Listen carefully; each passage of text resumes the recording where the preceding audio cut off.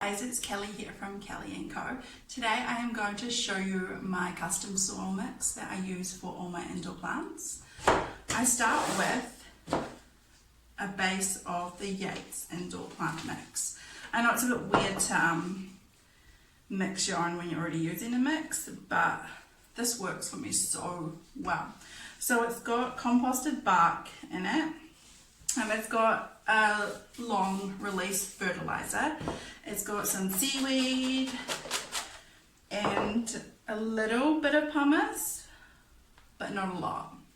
So what I do is I do about 2/3 of the soil, and then I have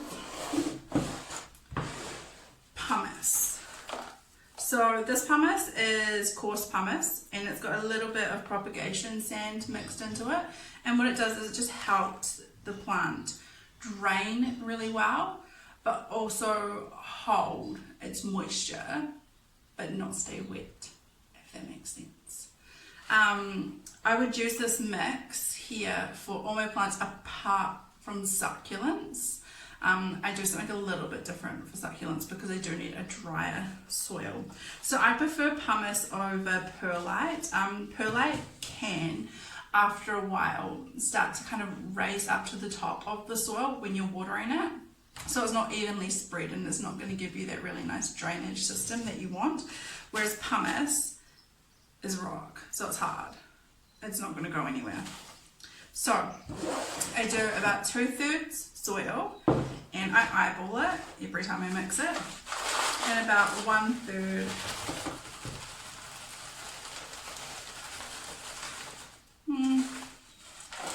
pumice, and just mix it up. You kind of get used to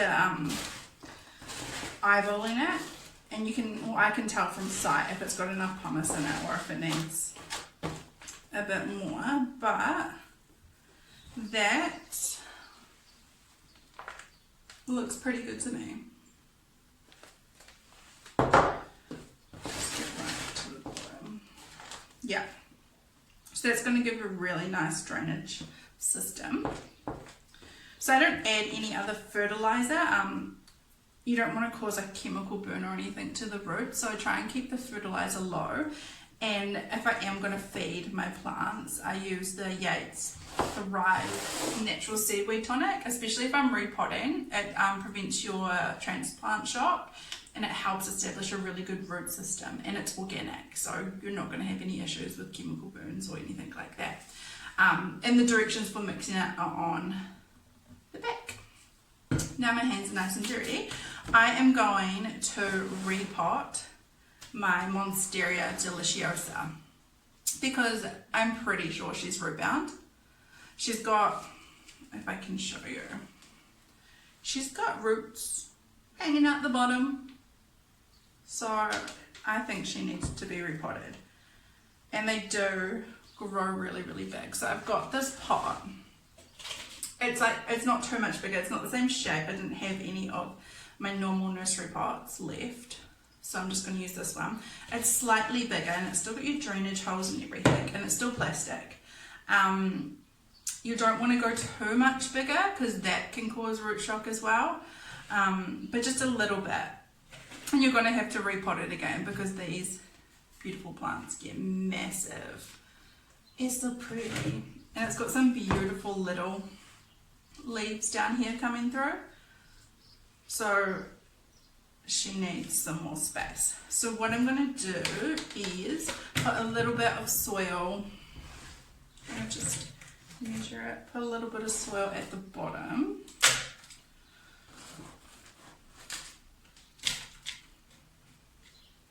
Yeah, so probably just like 2 handfuls, a cup of soil at the bottom, and then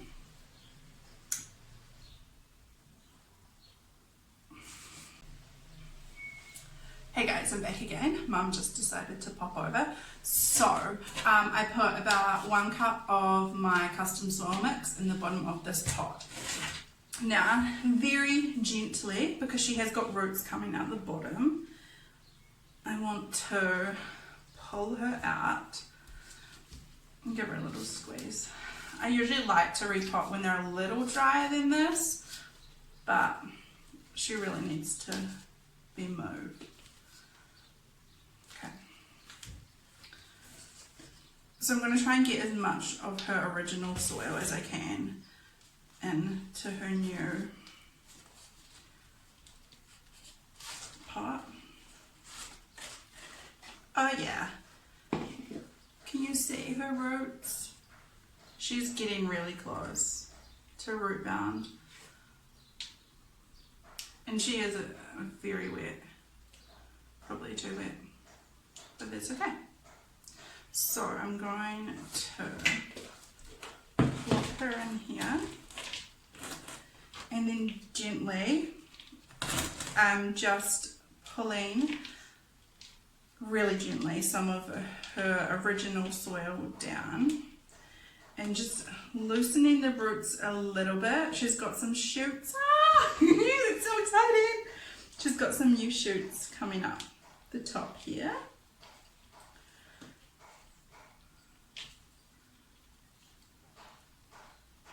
Okay, that looks good. So I'm just going to use my soil mix and fill in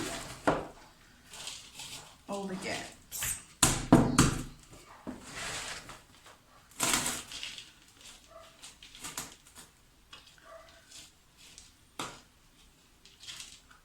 I like to leave about 1 to 2 centimeters space at the top just for watering if I get a bit too heavy-handed, which I tend to do, so it doesn't overflow everywhere. But I think it's good. So this is her and the soil, and she is wet, but I am going to add some of my seaweed tonic in just to help with that transplant shock. I really don't want her to suffer anything else. I'm just going to put a little bit close to the base of her here.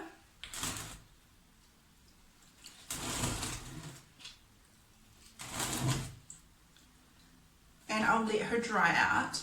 I'll keep her nice and warm for a while. Now I have the dirt everywhere. Let her dry out. There's a little baby root. Sorry, a little baby shoot. Shoot, not root. And she should do amazing now that she's repotted and got a little bit more space. So that's my custom soil mix. You don't have to do this at all, but this is just what works for me, and all my indoor plants just seem to thrive with it.